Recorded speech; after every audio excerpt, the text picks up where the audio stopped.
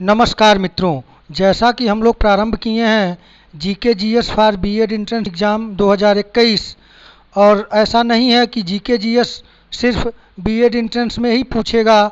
GK GS का segment जिन जिन परीक्षाओं में जीके जीएस से संबंधित प्रश्न आते हैं वे सभी प्रश्न यहाँ से आपको आसानी से प्राप्त हो जाएंगे।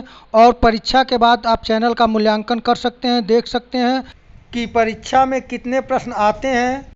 और यह प्रयास हो रहा है कि आप तक अधिक से अधिक सामग्री और कम से कम प्रश्न के माध्यम से, क्योंकि प्रश्नों की संख्या अधिक बनती जाती है, एक ही प्रश्न से कम 10 प्रश्न बनते हैं। तो आप एक प्रश्न जो इसमें बताया जा रहा है उस प्रश्न से संबंधित जितने प्रश्न हो सकते हैं, जहाँ तक प्रयास हो रहा है कि आप तक पहुँचे। तो आइए बिना देर किए प्रारंभ करते हैं। इससे पहले यदि आप चैनल पर नए हैं तो चैनल को लाइक, शेयर और सब्सक्राइब करना न भूलें, क्योंकि आपके लाइक, शेयर और सब्सक्राइब से ही हम लोगों का मनोबल उठता है। तो आइए बिना देर किए प्रारंभ करते हैं। पहला प्रश्न रहा यह, निम्नलिखित में से किसने संस्कृत व्याकरण पर एक प्रसिद्ध शोध प्रबंध लिखा?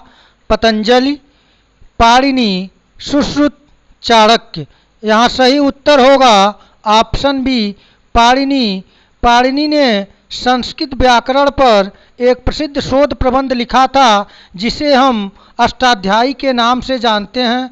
आइए यहाँ देख लेते हैं जिन प्रमुख लोगों का नाम दिया है उनसे संबंधित परीक्षा के दृष्टिकोण से महत्वपूर्ण प्रश्न क्या हो सकते हैं। तो पतंजलि हैं, तो पतंजलि का नाम योग दर्शन से जुड़ा हुआ है। और जो सुश्रुत हैं तो सुश्रुत महान आयुर्वेदाचार्य थे और इन्होंने एक सुश्रुत संहिता लिखी है जो शल्य क्रिया से संबंधित है। और डी जो ऑप्शन में दिया हुआ चाणक्य है, तो आप लोग जानते ही हैं चाणक्य के बचपन का नाम विष्णुगुप्त था और चाणक्य को एक अन्य नाम कौटिल्य नाम से भी जाना जाता है। और चाणक्य के ही सहयोग से चंद्रगुप्त मौर्य ने भारत में प्रथम साम्राज्य जिसे माना जाता है मौर्य वंश की स्थापना की थी। प्रश्न संख्या 2 है, कुख्यात विश्वासघाती मीर जाफर किस युद्ध से संबंधित है? प्लासी, बक्सर, पानीपत, हल्दी घाटी। सही उत्तर यहाँ होगा प्लासी। जैसा कि आप जानते ही हैं कि प्लासी का युद्ध 1757 ईस्वी में हुआ था और उस समय तत्कालीन जो बंगाल का नवाब था, युवा नवाब सिराजुद्दौला, उसका मीर जाफ़र सेनापति था। लेकिन मीर जाफ़र ने रॉबर्ट क्लाइव से मिलकर सिराजुद्दौला के साथ बहुत बड़ा विश्वासघात किया, इसीलिए उसे कुख्यात विश्वासघाती कहा जाता है। तो यहाँ पे जो सही उत्तर है वह प्लासी का युद्ध है। जबकि बक्सर का युद्ध 1764 ईस्वी में लड़ा गया और बक्सर के युद्ध से जो काम अंग्रेज़ों ने प्लासी के युद्ध से प्रारंभ किया वह 1764 में बक्सर के युद्ध द्वारा पूर्णतः उस पर मुहर लग गई। अर्थात भारत में यह स्थिति ऐसी हो गई कि ईस्ट इंडिया कंपनी, और यह स्पष्ट हो गया कि आने वाले समय में अब भारत में एक ही शक्ति बचेगी और वह है अंग्रेजी शक्ति। जबकि पानीपत के 3 युद्ध हुए हैं। पानीपत का प्रथम युद्ध 1526 ईस्वी में बाबर और इब्राहिम लोदी के बीच, इसमें बाबर की विजय हुई। और दूसरा पानीपत का युद्ध 1556 ईस्वी में अकबर और हेमू के बीच लड़ा गया, जिसमें अकबर की विजय हुई। और तीसरा पानीपत का युद्ध जो हुआ वह 1761 ईस्वी में अहमद शाह अब्दाली और मराठों के मध्य हुआ, जिसमें अहमद शाह अब्दाली की विजय हुई। और हल्दी घाटी का जो युद्ध हुआ वह युद्ध राणा प्रताप और अकबर के बीच लड़ा गया। अकबर की तरफ से जो मुगल सेना का सेनापति था वह मान सिंह था। इस युद्ध में महाराणा प्रताप की विजय हुई। प्रश्न संख्या 3 है, संपूर्ण शिक्षण की संकल्पना का प्रतिपादन किसने किया? स्वामी दयानंद, स्वामी विवेकानंद, महात्मा गांधी, श्री अरविंद। सही उत्तर है यहाँ पर ऑप्शन डी, श्री अरविंद संपूर्ण शिक्षण की संकल्पना का प्रतिपादन श्री अरविंद ने किया था।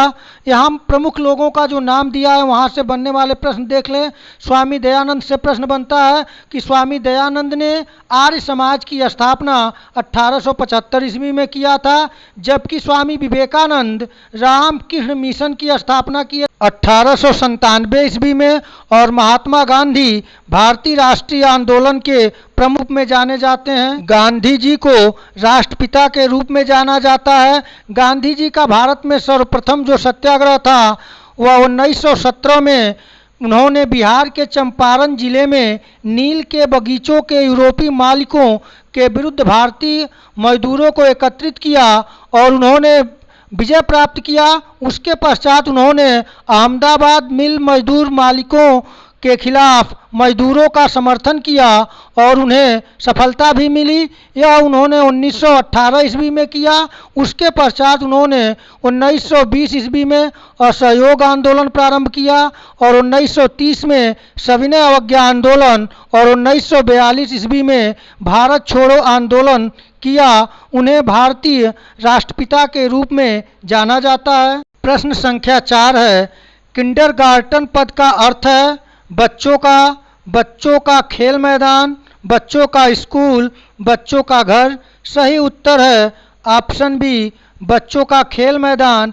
किंडरगार्टन पद्धति के जो जनक थे वे फ्रावेल थे और फ्रावेल महोदय ने बच्चों को क्रियाशीलता के सिद्धांत पर सिखाना चाहते थे। प्रश्न संख्या 5 है, झूमिंग किस कृषि का एक प्रकार है?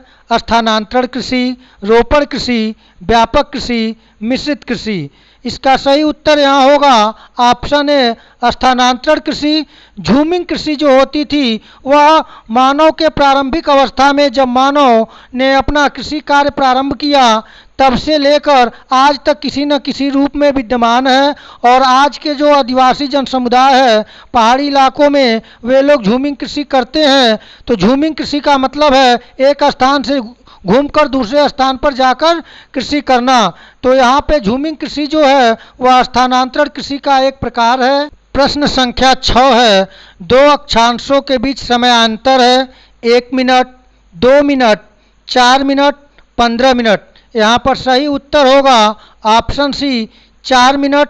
2 अक्षांशों के बीच जो समयांतर है वह 4 मिनट का है और 2 अक्षांशों के बीच जो दूरी है वह 111 किलोमीटर है। प्रश्न संख्या 7 है, कोई अच्छा अध्यापक बन सकता है उसकी शैली अच्छी हो, उनको पढ़ाने में सच्ची दिलचस्पी हो, वह जाति विद्याओं को कैसे नियंत्रित किया जाए वह अपना विषय जानता हो। यहाँ पर जो सही उत्तर होगा वह ऑप्शन सी होगा कि कोई अच्छा अध्यापक तभी बन सकता है तब वह जानता हो कि विद्यार्थियों को कैसे नियंत्रित किया जाए, नहीं तो बिना नियंत्रण किए वह उसकी शैली कैसी भी हो, उसको विषय पे कितना हो भी पकड़ हो और उसकी पढ़ाने में दिलचस्पी होगी भी तो क्या होगा, जब तक कि उसे विद्यार्थियों को नियंत्रित करना नहीं आएगा तब तक कुछ भी संभव शिक्षण कार्य नहीं है। इसलिए यहाँ जो सही ऑप्शन है वह ऑप्शन सी होगा कि वह अध्यापक जानता हो कि विद्यार्थियों को कैसे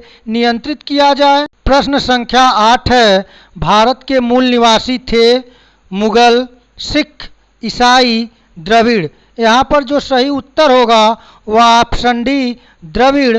भारत के जो मूल निवासी थे वे द्रविड़ थे। प्रश्न संख्या 9 है, केसर मसाला बनाते वक्त पौधे का निम्न में से कौन सा हिस्सा उपयोग करते हैं? पत्ता, वर्तिकाग्र, बाह्यदल, पंखुड़ी। यहाँ पर इसका सही उत्तर होगा ऑप्शन बी, वर्तिकाग्र। केसर मसाला बनाते समय पौधे का जो भाग हिस्सा उपयोग किया जाता है वह वर्तिकाग्र होता है।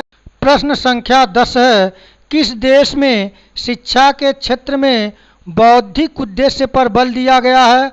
Bharat, Athenian, Sparta, Greek. इसका यहाँ जो सही उत्तर है वह है ऑप्शन डी, ग्रीक।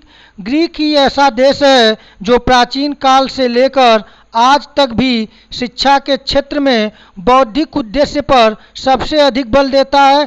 प्रश्न संख्या 11 है, द्रोणाचार्य पुरस्कार किस क्षेत्र में प्रदान किया जाता है? सामाजिक विज्ञान, साहित्यिक कार्य, पत्रकारिता, खेल में प्रशिक्षण।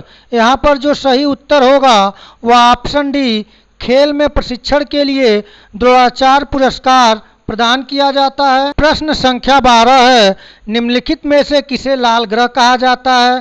प्लूटो, मंगल, शुक्र, बृहस्पति। यहाँ पर जो सही उत्तर होगा ऑप्शन बी, मंगल। मंगल को लाल ग्रह कहा जाता है। तो आइए यहाँ देखें मंगल को लाल ग्रह क्यों कहा जाता है।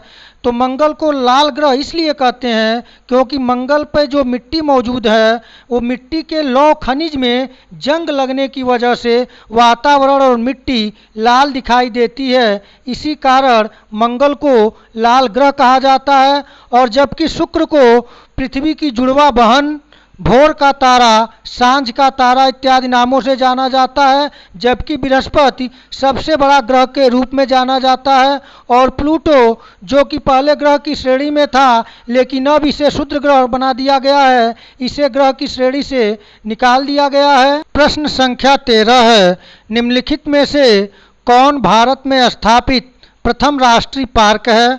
बांदीपुर, पेरियार, बेलावदार, कॉर्बेट। सही उत्तर यहाँ पर होगा ऑप्शन डी, कॉर्बेट। भारत का प्रथम राष्ट्रीय उद्यान जिम कॉर्बेट राष्ट्रीय पार्क है जो कि अब उत्तराखंड में है। जिम कॉर्बेट राष्ट्रीय पार्क का पुराना नाम हेली नेशनल पार्क था जिसे जिम कॉर्बेट राष्ट्रीय उद्यान कर दिया गया। प्रश्न संख्या 14 है, गरबा कहाँ का नृत्य है? गुजरात, असम, उड़ीसा, राजस्थान। यहाँ पे सही जो उत्तर होगा वह होगा ऑप्शन ए, गुजरात। गुजरात का नृत्य जो है गरबा है। और असम का नृत्य देख लिया जाए, असम का जो नृत्य है वह बिहू है। और उड़ीसा का गोतीपुआ और राजस्थान का घूमर नृत्य है। प्रश्न संख्या 15 है, सितारा देवी का संबंध किससे है? कथक नृत्य, मणिपुर नृत्य, हिंदुस्तानी गायन, गरबा नृत्य। इस आंसर बताने से पहले आप लोगों के लिए एक आवश्यक सूचना है। यदि आप हमारी पिछली वीडियो जो practice set BEd entrance for GK GS के लिए है उसके नहीं देखे हैं तो उसका मैं लिंक जो है डिस्क्रिप्शन बॉक्स में दे दिया हूं। आप वहां से पहले के जो बनाए हुए सेट हैं उसको प्रैक्टिस सेट को सॉल्व करें जिससे आपका क्रम बरकरार रहे और तैयारी अच्छी तरीके से हो। तो यहाँ पे जो प्रश्न है सितारा देवी का संबंध किससे है, तो इसका जो सही उत्तर होगा वह ऑप्शन ए, कथक नृत्य से सितारा देवी का संबंध कथक नृत्य से है। तो मित्रों आज के इस टेस्ट सीरीज या प्रैक्टिस सेट जो कहें मैं इतना ही। इसके बाद अगले प्रैक्टिस सेट के साथ मिलेंगे, तब तक के लिए नमस्कार।